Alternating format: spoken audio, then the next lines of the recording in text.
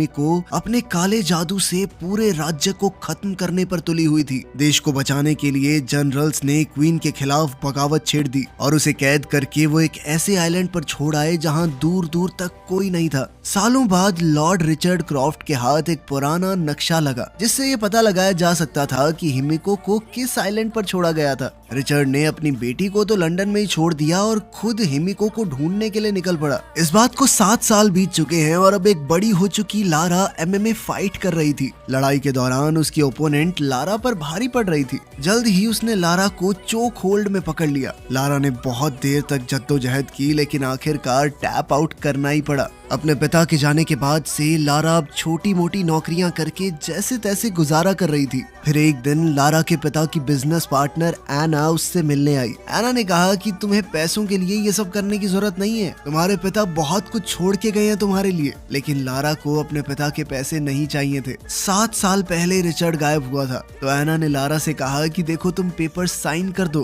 ताकि हम रिचर्ड को डेड घोषित कर सके, वरना इस तरह उसकी सारी प्रॉपर्टी बिक जाएगी, तुम्हारे हाथ भी कुछ नहीं आएगा। उस शाम लारा अपने पिता के बारे में सोचने लगी। जाने से पहले रिचर्ड ने लारा को एक नेकलेस दिया था जो लारा की माँ का था। रिचर्ड ने कहा कि इस नेकलेस को हाथ में पकड़कर अगर किसी को याद करो तो उस इंसान को पता चल जाता है कि उसे याद किया गया है। अगले दिन लारा क्रॉफ्ट होल्डिंग्स की बिल्डिंग में गई रिचर्ड को मरा हुआ घोषित करने के पेपर्स पर साइन करने से पहले लॉयर ने रिचर्ड की एक पजल जिसका नाम काराकुरी है लारा को दी। लारा ने वो पजल ली और उसे सॉल्व करते ही उसे एक छुपा हुआ लेटर और एक चाबी मिली। उस चिट्ठी में लिखा था मेरी आखिरी जगह का पहला शब्द। लारा तुरंत उसका मतलब समझ गई और वहीं पर अपने पिता की कब्र के पास गई। उसने कब्र पर अपने पिता के नाम रिचर्ड का पहला लेटर R दबाया, जिसके बाद वहाँ पर चाबी लगाने की एक जगह मिली। लारा ने जैसे ही वहाँ पर चाबी डालकर घुमाई तो कब्र की दूसरी तरफ एक दरवाजा खुल गया जहाँ रिचर्ड का सीक्रेट ऑफिस था। वहाँ लारा को कुछ फेक पासपोर्ट्स, एक पुराना वीडियो कैमरा मिला जिसमें रिचर्ड का एक मैसेज था। रिचर्ड ने बताया था कि कैसे उसकी पत्नी की मौत के बाद रिचर्ड ने अपनी पत्नी से दूसरी दुनिया में दोबारा मिलने के लिए कोई रास्ता निकाला, इसीलिए उसने प्रोजेक्ट हिमिको पर काम किया। वो चाहता था कि लारा हिमिको प्रोजेक्ट की पूरी रिसर्च को जला दे, क्योंकि अगर ये रिसर्च गलत हाथों में पड़ गई तो हंगामा हो जाएगा। वहीं लारा को एक डब्बा मिला जिसके बाहर हिमिको लिखा हुआ था। जलाने की बजाय लारा ने चीजों को देखना और पढ़ना शुरू किया। उसने हिमिको और जहाँ उसे रखा गया था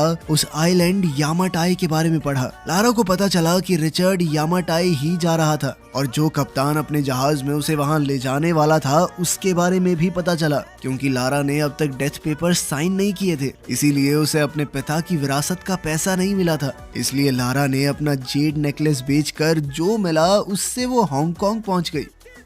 यहाँ पर लारा जहाज के कैप्टन को ढूंढ ही रही थी तो कुछ लड़कों ने लारा की मदद करने के बहाने उसका बैग छीन लिया। लारा ने बोट्स के ऊपर भागते हुए उन्हें पकड़ने की कोशिश की लेकिन वो एक बोट पर चढ़ गए जो चलने लगी। लारा मार्केट के रास्ते से भागती हुई उनकी बोट तक पहुंच गई और जैसे ही लड़के बोट से उतरे लारा ने किसी तरह एक को पकड़ लिया जिसके पास उसका बैग था। अब ये लड़का लारा को चाकू दिखाकर डराने लगा, लेकिन लारा हुक पर झूलती हुई दूसरी तरफ पहुंच गई। तभी वो जहाज द इंड्योरेंस उसे दिख गया जिसे वो ढूंढ रही थी, लेकिन ये लड़के अभी भी उसका पीछा नहीं छोड़ रहे थे और कुछ देर बाद उन्होंने लारा को घेर लिया। लेकिन तभी जहाज के कैप्टन लू रेन ने गोली चलाई और इन लड़कों को तुरंत वहाँ से भगा दिया। लू ने लारा को भी तुरंत वहाँ से निकल जाने को कहा, लेकिन इस वक्त लू ने कुछ ज्यादा ही पी रखी थी तो वो नशे में बेहोश होकर जहाज से नीचे गिर गया। लारा ने लू के ऊपर पानी फेंका उसे जगाने के लिए और तभी अपने पिता का वो लेटर दिखाकर लू से रिचर्ड के बारे में पूछने लगी। लेकिन लू ने बताया कि मेरे बाप का नाम भी लू है और हो सकता है कि तेरे बाप ने मेरे बाप से बातचीत करी हो, और सही बताऊं तो मेरा बाप खुद गायब है, क्योंकि अब लू और लारा दोनों के पिता एक ही ट्रिप पर गायब हुए थे। तो लारा ने उसे बताया कि ये दोनों यामाटाई जा रहे थे।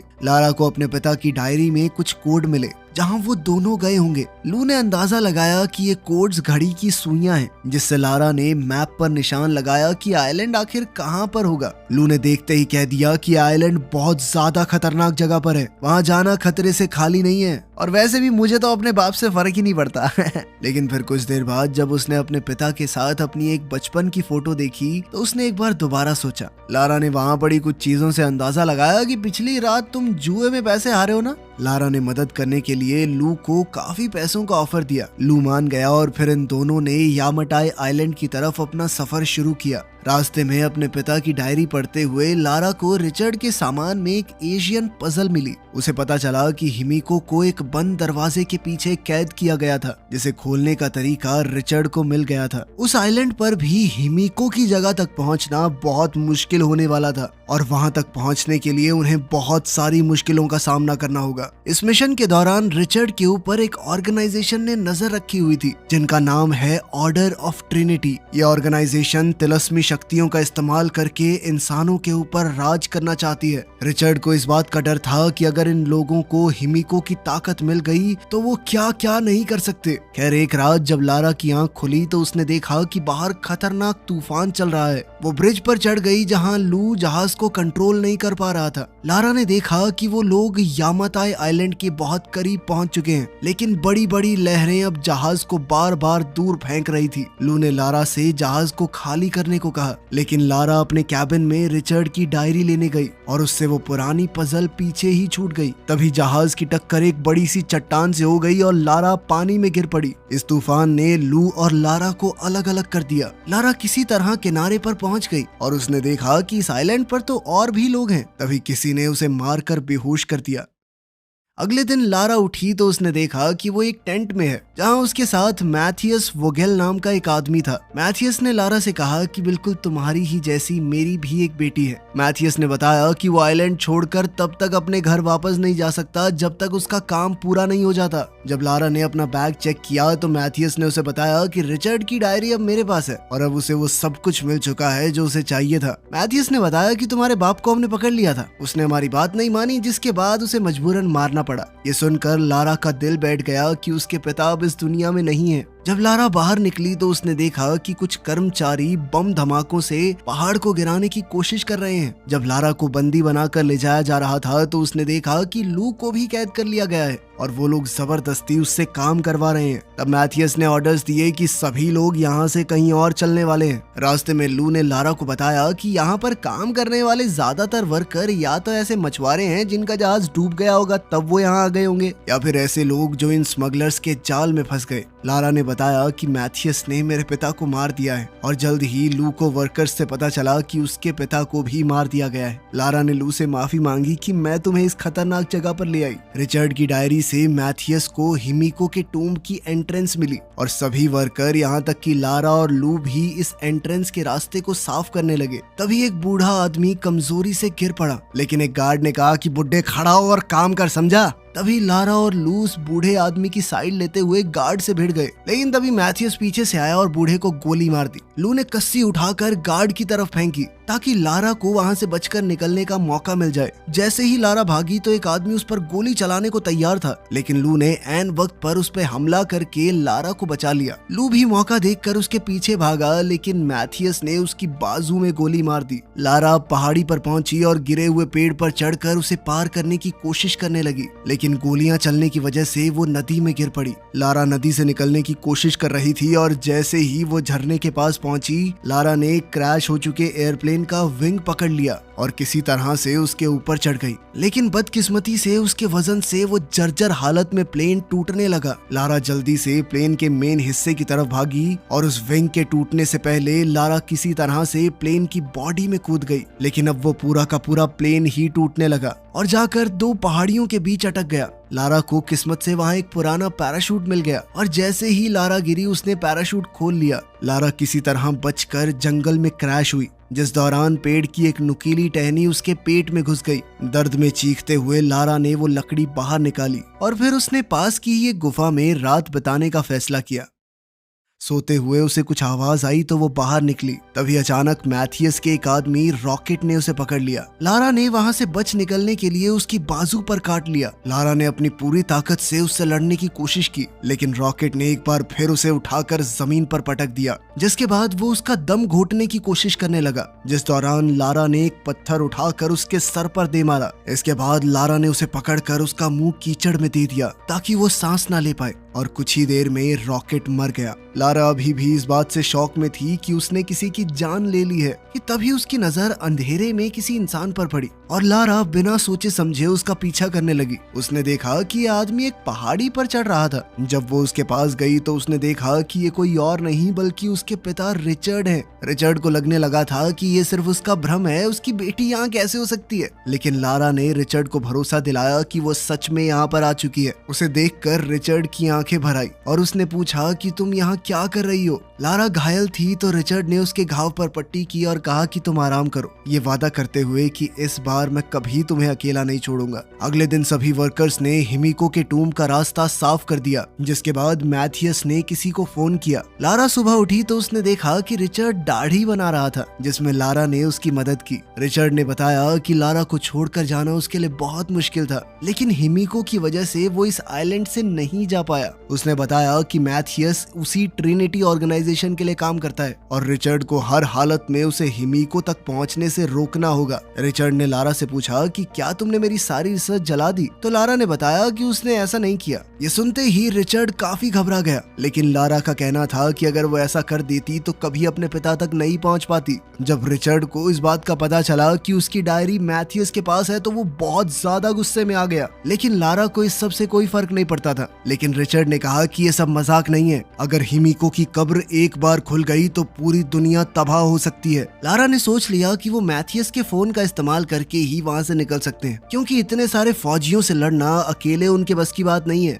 उसने वहाँ पर रखे हुए तीर कमान उठाए और मैथियस के कैंप की तरफ भागी। लारा किसी तरह छुपते छुपाते मैथियस के टेंट में घुस गई, लेकिन थोड़ी देर बाद वो भी वहाँ आ गया, जिस वजह से लारा को छुपना पड़ा। मैथियस को फोन पर मैसेज आया कि उसका बॉस जल्द ही यहाँ पर पहुँचने वाला है, लेकिन मैथियस को अभी भी एंट्रेंस खोलने के कोड्स नहीं मिले थे। लारा टेंट से बाहर निकली तो उसने लू को देखा। उसने उस गार्ड को मार गिराया जो वर्कर्स पर नजर रखे हुए था, और फिर सभी वर्कर्स को हथियार इकट्ठा करने को कहा और वो तब तक मैथियस का फोन चुराने की कोशिश करेगी। जैसे ही मैथियस टेंट से निकला तो लारा टेंट की तरफ भागी उस सैटेलाइट फोन को चुराने के लिए, जो कि उसे मिल भी गया। लेकिन तभी उसने देखा कि रिचर्ड टूम्ब की तरफ जा रहा था। मैथियस ने जल्द ही रिचर्ड को देख लिया और फिर उसे पकड़कर टॉर्चर करने लगा। मैथियस जल्दी से ये काम निपटा कर अपने परिवार के पास वापस जाना चाहता था, लेकिन रिचर्ड ने कहा कि एक बार ये टूम्ब खुल गया तो तुम्हारा परिवार बचेगा ही नहीं। ये समझकर कि रिचर्ड उसे सच नहीं बताने वाला,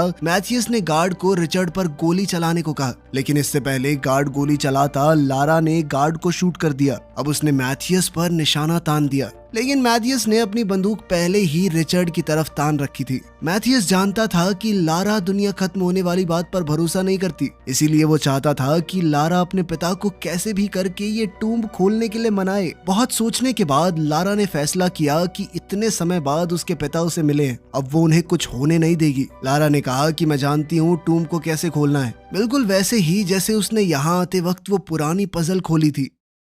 लारा ने दरवाजे पर लगे पहियों को बिल्कुल वैसे ही घुमाया और एंट्रेंस का दरवाजा टूटकर गिर गया। लारा, रिचर्ड, मैथियस और उसकी पूरी टीम अब अंदर गए। अंदर घुसते ही एक तेज हवा का झोंका आया, जो रिचर्ड का मानना है कि हिमिको की सांसें हैं, लेकिन मैथियस ने कहा कि एक आदमी की सांस इतनी तेज नहीं हो सकती। तभी गलती से लारा ने एक ट्रिगर पर पैर रख दिया, जिसके बाद जमीन से एक भाला निकला जिसने एक गार्ड को मार गिराया। इसके बाद वो पहुंचे एक हड्डियों की गहरी खाई में, जहां लोगों के मरने के बाद उनकी हड्डियां पड़ी थी। दूसरी तरफ जाने के लिए उन्होंने एक सीढ़ी का इस्तेमाल किया। तभी अचानक एक गार्ड ने गलती से ट्रिगर पर पैर रख दिया, जिससे वहां मौजूद गोल दरवाजे अचानक से बंद हो गए और वो सभी लोग अब अंदर फंस चुके थे। साथ ही पूरा फर्श भी टूटने लगा। तभी लारा ने देखा कि उस तरफ एक गार्ड बाहर रह गया था, जो इस वक्त की होल से उन्हें देख रहा है। दीवारों पर बने व्हील्स को लारा ने चाबी की तरह इस्तेमाल करके दरवाजा खोलने की कोशिश की, लेकिन तभी जहां लारा खड़ी थी वो फर्श भी टूट गया,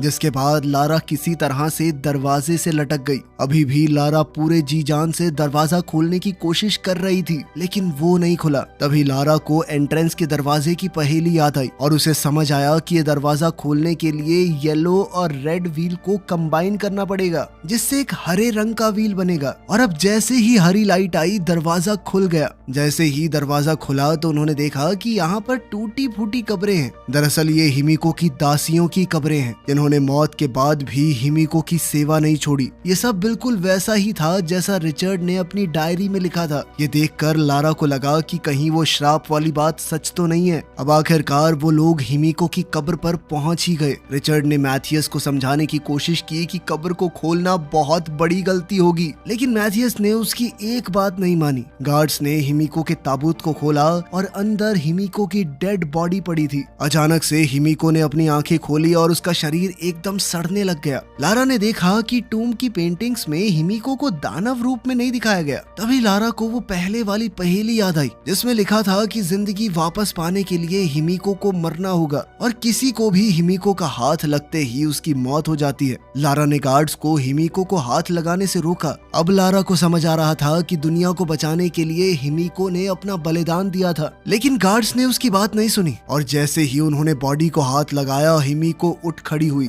मैथियस को लगा कि शायद ये कोई ड्रामा है उन्हें डराने के लिए, लेकिन एक गार्ड जिसने हिमिको के शरीर को हाथ लगाया था, उसके हाथ काले पड़ने लगे और उसका मांस सड़ने लगा। इससे ये पता चला कि हिमिको के शरीर में कोई खतरनाक वायरस था और ताकि ये बीमारी किसी और में ना फैले, इसीलिए हिमिको ने खुद को बंद कर रखा था। गार्ड का पूरा शरीर सड़ने लगा और डर के मारे उसने गोलियां चला दी, जिससे वो दूसरा गार्ड मर गया जिसने बॉडी को हाथ लगाया था, और फिर मैथियस ने उसे भी गोली मार दी। ये सब देखने के बाद भी मैथियस ने हिमिको की एक उंगली ले जाकर अपने बॉस को देने का सोचा। जब वो ये सब कर रहा था तो लारा ने कुल्हाड़ी उठाई और आखिरी गार्ड पर हमला किया। साथ ही रिचर्ड ने उस मरे हुए गार्ड की बंदूक उठाई और मैथियस की टांग में गोली मार दी। घायल गार्ड ने लारा का पीछा किया जब वो बाहर की तरफ भाग रही थी। मैथियस ने रिचर्ड को घर जाने को कहा, लेकिन रिचर्ड किसी भी हालत में हिमिको की उंगली इस आइलैंड से बाहर नहीं ले जाने देगा, क्योंकि ऐसा करने से वायरस पूरी दुनिया में फैल जाएगा। मैथियस रिचर्ड पर गोलियां चलाने लगा, लेकिन जल्दी ही उसकी गन खाली हो गई। तभी इन्फेक्टेड गार्ड्स में से एक उठ गया और उसने रिचर्ड पर हमला बोल दिया। रिचर्ड का ध्यान भटकते ही मैथियस वहां से भाग गया। रिचर्ड ने गार्ड को गोली मार दी, लेकिन अब गार्ड ने उसे भी छू लिया था, जिसका मतलब ये था कि अब रिचर्ड के अंदर भी वायरस आ चुका है। रिचर्ड ने अपना खून रोकने के लिए बाजू पर पट्टी बांध ली ताकि उसकी बॉडी में वायरस बहुत धीरे से फैले। वहीं लारा मौका देखकर दासियों की एक कब्र में छुप गई, लेकिन उसका पैर एक हड्डी पर पड़ गया, जिसकी आवाज से गार्ड ने उसे ढूंढ लिया। अब उन दोनों के वजन से कब्र टूट गई और लारा गिरकर एक दूसरे कमरे में पहुंच गई। गार्ड भी उसके साथ ही वहां गिर गया था। तभी लारा को एक ट्रिगर दिखा तो वो उस पर चढ़ गई, जिसके बाद बहुत सी पैनी लकड़ियों के टुकड़े उनके ऊपर बरसने लगे, जिनमें से एक गार्ड पर गिरी और वो तुरंत मारा गया। जल्द ही लारा वापस हिमिको के टूम्ब के पास आई, लेकिन रिचर्ड ने उसे दूर रहने को कहा, क्योंकि अब उसके अंदर भी वायरस आ चुका था। उसने लारा को मैथियस को रोकने के लिए कहा और तब तक वो हिमिको के टूम्ब में आग लगा देगा। लारा किसी भी तरह रिचर्ड को बचाना चाहती थी, लेकिन रिचर्ड अपनी मौत को स्वीकार कर चुका था। रिचर्ड ने कहा कि मेरे लिए यही बहुत बड़ी बात है कि मैं अपनी बेटी को दोबारा देख पाया। रोते हुए लारा ने हथियार उठाए और अपने पिता को आखिरी बार अलविदा कहा। वहाँ मैथियस अभी हड्डियों की खाई को पार कर रहा था। लारा कूदकर सीढ़ी की दूसरी तरफ लैंड हुई और मैथियस को रोका। उसने मैथियस को लात मार के दोबारा दूसरी तरफ फेंक दिया, लेकिन मैथियस भी इतनी आसानी से हार मानने वाला नहीं था। उन दोनों के बीच खूब हाथापाई हुई। मैथियस ने लारा को गर्दन से पकड़ लिया, लेकिन लारा ने किसी तरह उसे गिरा दिया। वो किसी भी हालत में मैथियस को यहाँ से जाने नहीं दे सकती थी, इसीलिए उसने सीढ़ी को ही गिरा दिया। मैथियस ने अब कुल्हाड़ी उठाकर लारा की तरफ घुमाई। उसने लारा को जमीन पर गिराकर उसकी गर्दन पकड़ ली। वहीं रिचर्ड ने हिमिको के टूम्ब को बम से उड़ा दिया। इस धमाके से मैथियस का ध्यान भटक गया और लारा ने उसे लात मारते हुए हिमिको की उंगली वाला बैग मैथियस के मुंह में डाल दिया। अब मैथियस के अंदर भी ये वायरस आ चुका था, जिसके बाद तुरंत लारा ने उसे खाई में धक्का दे दिया। अब वो पूरी जगह टूटने लगी तो लारा किसी तरह से दीवार पर चढ़कर ऊपर चढ़ने की कोशिश करने लगी। बाहर से जैसे ही लू ने उसे ऊपर चढ़ते हुए देखा तो उसने सहारा देकर जैसे तैसे लारा को बाहर निकाला। उन दोनों ने ट्रिनिटी के हेलीकॉप्टर्स देखे और पायलट्स को धमकी देकर घर छोड़ने को कहा। लंदन वापस पहुंचकर लारा ने वो पेपर साइन कर दिए, जिनसे अब ये क्लियर हो गया था कि उसके पिता मर चुके हैं और अब रिचर्ड की कंपनी की मालिक लारा होगी। जिसके बाद एना ने कहा कि अब पूरा बिजनेस तुम ही संभालो, लेकिन लारा ने कहा कि मुझे इस सब से कोई मतलब नहीं। आखिर में लारा ने अपनी